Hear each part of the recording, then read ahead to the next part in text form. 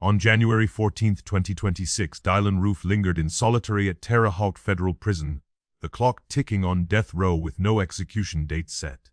Back in 2015, this 21 years old walked into a historic black church in Charleston, South Carolina, sat through Bible study, then unleashed 88 rounds from a Glock 45, killing 9 worshippers in a hail of racial slurs. He spared one to spread his message of hate. Like, everybody's making him out to be racist, but here I am in front of you today as a black man and telling you I look at him no different today than what I looked at him last week. Because he never said anything racist to me, never treated me any different than he treated Justin. He wanted to shoot that school up, UCA, University of Charleston. It's 3 miles up the street from that church. He told you he wanted to attack the school. Yeah, he had no intentions on harming those people in that church. Born in Colombia in 1994, Roof dropped out of school, dove into online white supremacist forums after the Trayvon Martin case, scouted plantations and the church for months, and slipped through a gun check glitch despite a drug arrest. He updated his manifesto site that afternoon, then drove to the scene. What twisted a suburban dropout into a calculated executioner? How did the system fail to stop him? Stick around as we unravel the timeline from radicalization to the courtroom showdown.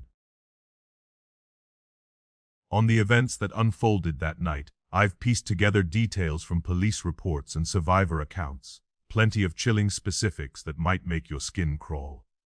On June 17, 2015, at around 4:45 p.m., Dylann Roof sat in his father's house in Columbia, South Carolina. He logged into his website, lastmeals.com, and started uploading photos. These weren't family snapshots or vacation memories.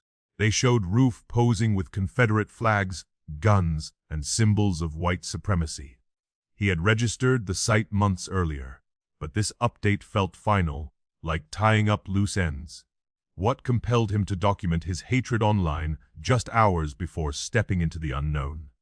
Was this a manifesto in images, meant for the world to see after the fact? The afternoon wore on. By 6:13 p.m., Roof's GPS pinged as he set a route from Columbia to Charleston. The drive covered about 120 miles, a straight shot down Interstate 26. He rode alone in his black Hyundai Elantra, the car loaded with ammunition and the Glock 45 caliber handgun he had bought 2 months prior. Traffic hummed around him, oblivious to the passenger carrying death in his trunk. Did Roof rehearse his plan during that hour and a half journey? Or was his mind blank, focused only on the destination ahead? The GPS trail later pieced together his path, but it couldn't reveal the thoughts racing through his head as the sun dipped low. Charleston came into view as evening settled. At approximately 8:16 p.m., Roof pulled up to the Emanuel African Methodist Episcopal Church, known locally as Mother Emanuel.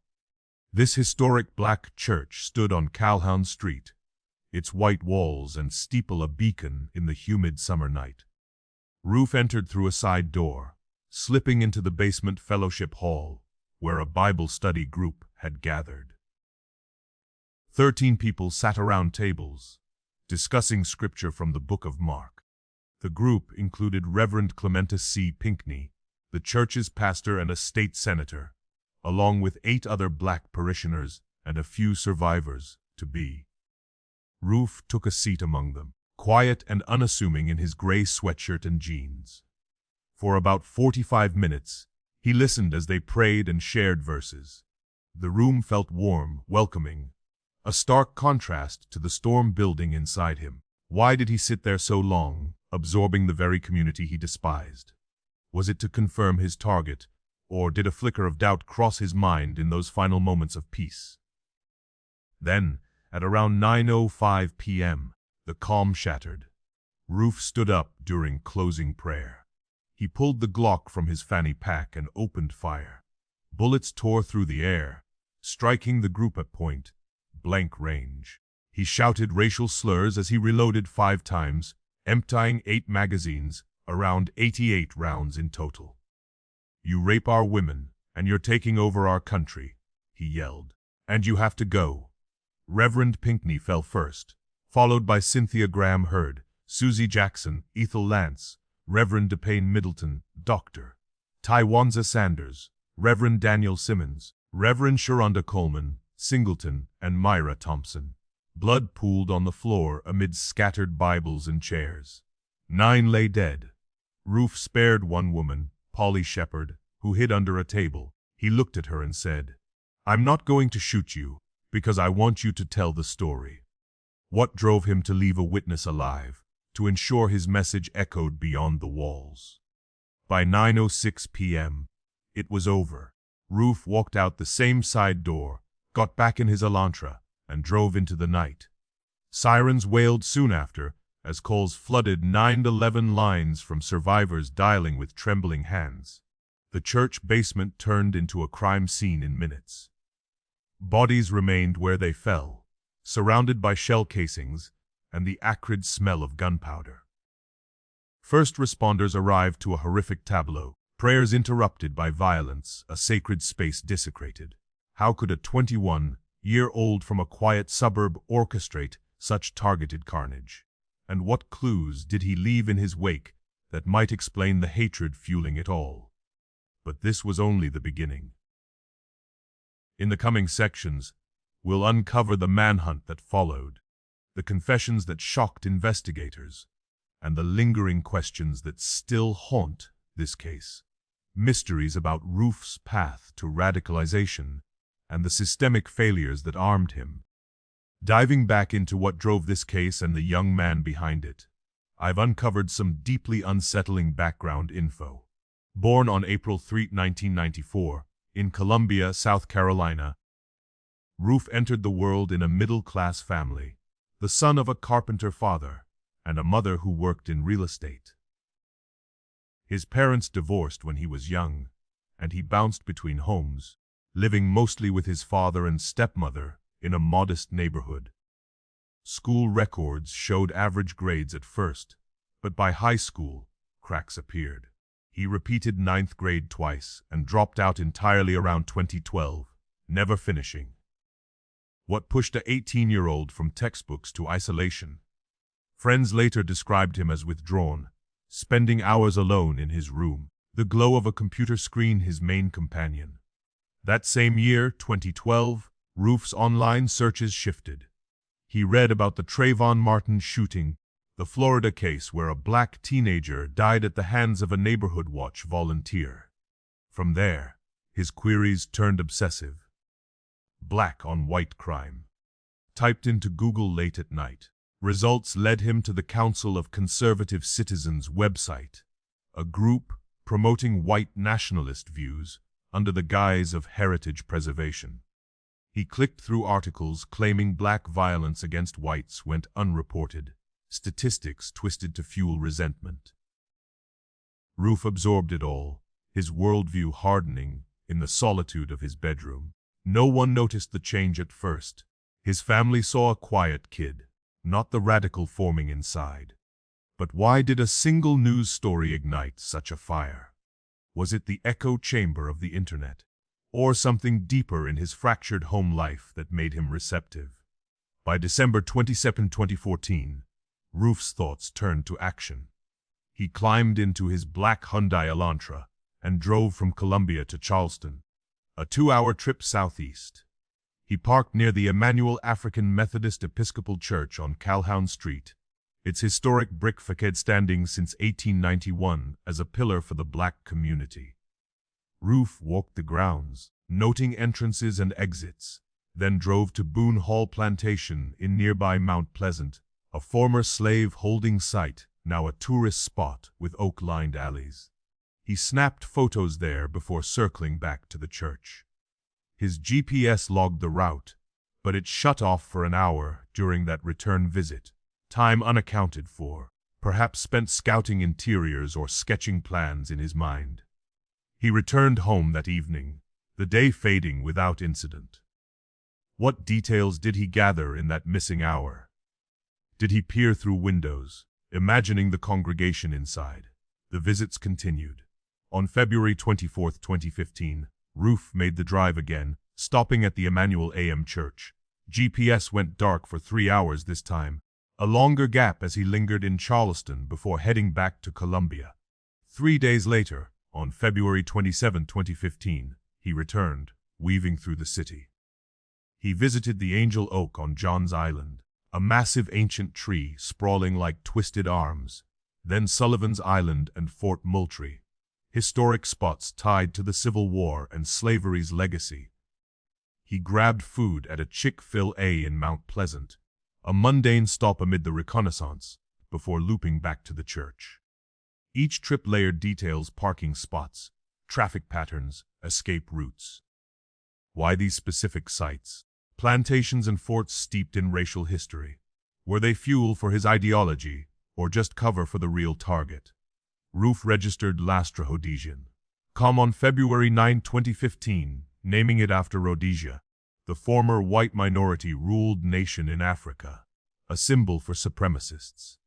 He built the site quietly, uploading photos of himself with Confederate flags and burning American ones, alongside a manifesto railing against black people, Jews, and Hispanics.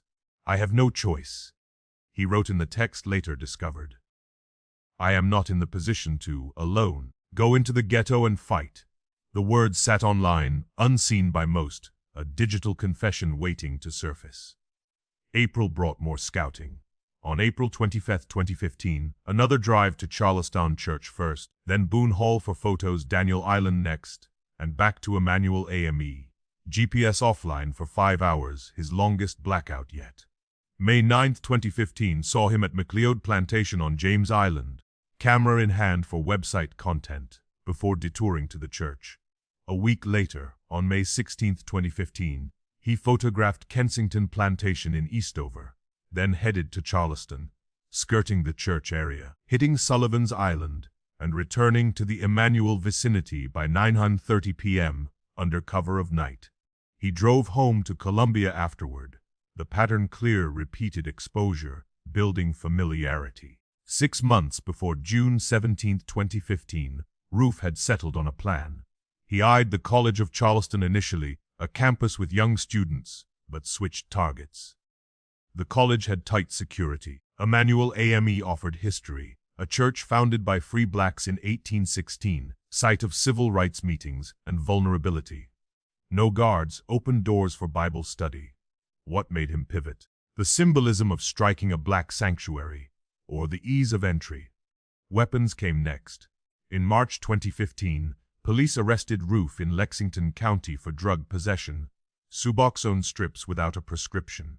Clerks initially marked it a felony, which should have flagged him in the National Instant Criminal Background Check System, barring gun purchases.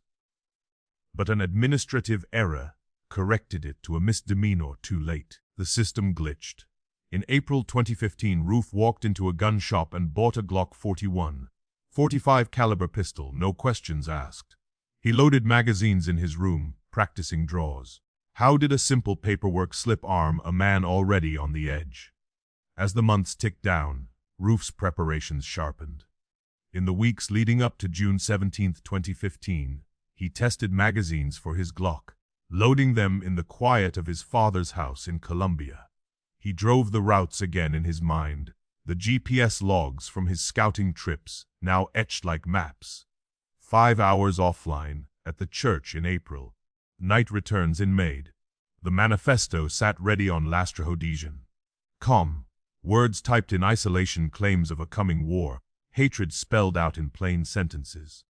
He told a friend once about plans for something big, but brushed it off as talk. Family noticed his distance, the Confederate plates on his Elantra, but no one pressed. What final trigger pushed him from plans to the road that afternoon? The drive started simple, engine turning over, but it carried him straight to the church doors. Family glimpses showed isolation. Roof lived with his father, who bought him the car plates with Confederate symbols. A stepbrother noted his odd behavior, racist jokes, drug use. Psychiatric evaluations later mentioned autism spectrum traits, anxiety, depression, but Roof blocked their use in court. He inked Nazi symbols on his skin post-arrest, defiance in permanent ink. Overall, his foundation sets the stage, but deeper shadows await. In the sections ahead, we'll trace the investigation's twists, courtroom battles, and the unresolved mysteries of a mind unrepentant, forcing us to confront the echoes still rippling today. Moving on to what happened after the tragedy of June 17, 2015, let's take a look at the pursuit, capture, and the courtroom battles that followed.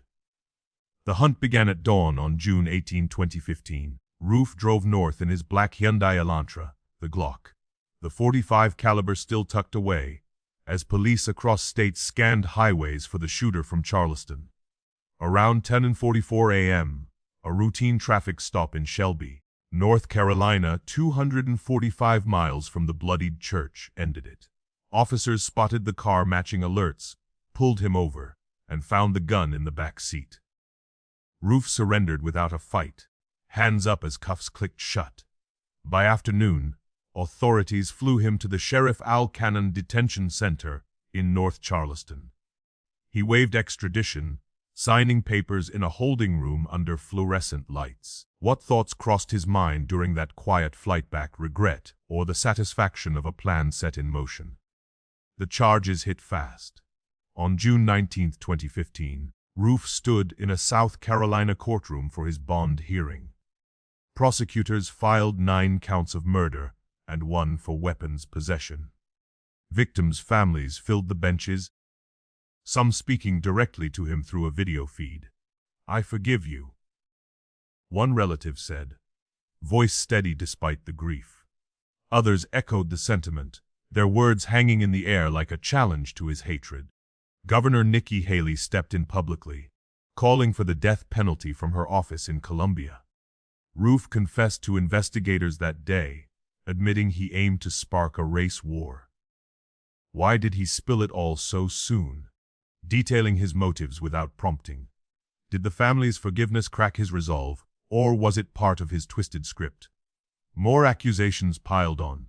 By July 7, 2015, federal prosecutors added 3 attempted murder charges and hate crime counts, 9 for using a firearm in murder, 24 for civil rights violations. On July 10, 2015, the FBI revealed their background check glitch that let Roof buy the gun, a report typed up in Washington offices amid growing scrutiny. A federal grand jury indicted him on hate crimes July 26, 2015, sealing the dual tracks of state and federal cases. Legal moves dragged through the summer. On July 31, 2015, Roof pleaded not guilty in federal court on his lawyer's advice, standing silent as the judge read the list. State prosecutors announced their death penalty pursuit September 3, 2015. Roof offered a guilty plea for life without parole September 16, 2015, but it went nowhere. The federal trial delayed to January 2016 on October 1, 2015, then pushed again December 1, 2015. Court appearances ramped up in 2016. February 11 saw Roof and friend Joey Meek charged with hiding the plot in federal court together. Jury selection for the federal case stalled multiple times from November 7 to 9, then 21, finally 28, 2016.